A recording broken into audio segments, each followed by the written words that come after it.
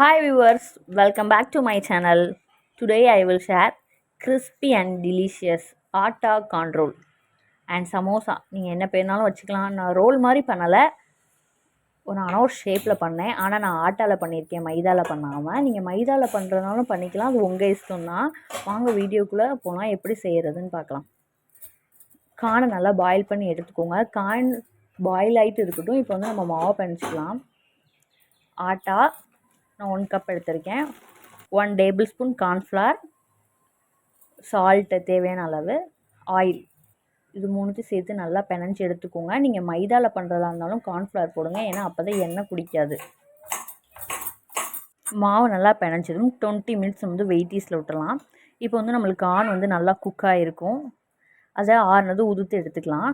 அதில் வெங்காயம், கொத்தமல்லி, பச்சை மிளகா வந்து உங்களுக்கு ஆப்ஷனல் தான், நீங்கள் சேர்த்தாலும் சேர்த்துக்கலாம். அதில் சால்ட்டு, நான் வந்து மிளகா பொடி கொஞ்சம் சேர்த்துருக்கேன். சின்ன பிள்ளைங்க இருந்தால் நீங்கள் அவாய்ட் பண்ணிடுங்க அதை.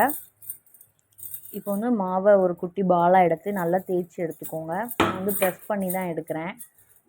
நீங்கள் வந்து சமோசா சீட் எடுத்து பண்ணுறதுனாலும் பண்ணலாம், அது உங்கள் இஷ்டம்தான்.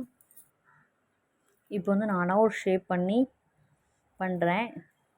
இதுக்கு வந்து நம்ம வந்து சப்பாத்தி மாவு தண்ணி ஊற்றி கலந்து கம் மாதிரி ஒட்டணும் அவசியம் இல்லை.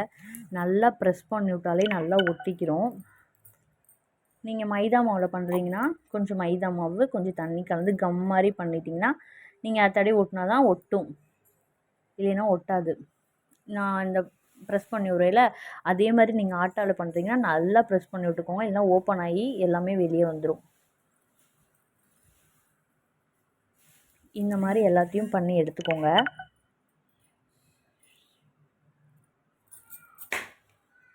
இப்போது ஆயில் நல்லா ஹீட் ஆனதும் நம்ம பொரிச்சு எடுத்துக்கலாம். இதுக்கு காம்பினேஷனாக வந்து நான் க்ரீன் சட்னியும் சாஸும் தான் எடுத்திருந்தேன். க்ரீன் சட்னியோடு வச்சு சாப்பிட செம்ம டேஸ்ட்டாக இருந்துச்சு. அதுவும் ஒரு ஈவினிங் டீ டைம் ஸ்நாக்ஸ்னே சொல்லலாம். அவ்வளோ டேஸ்டி அண்ட் ஹெல்த்தியும் கூட. அது இதே மைதா மாவில் பண்ணால் அது அன்ஹெல்த்தி தான், நம்ம ஆட்டாவில் பண்ணனால ஹெல்த்தி. இது நீங்கள் உங்கள் குழந்தைங்களுக்கு ஈவினிங் ஸ்நாக்ஸை அதை கண்டிப்பாக நீங்கள் ட்ரை பண்ணி கொடுக்கலாம். ட்ரை பண்ணிவிட்டு எப்படி இருக்குன்னு கமெண்டில் சொல்லுங்கள். அதுக்கு முன்னாடி please don't forget to likes and subscribe for more tasty recipes. Bye viewers.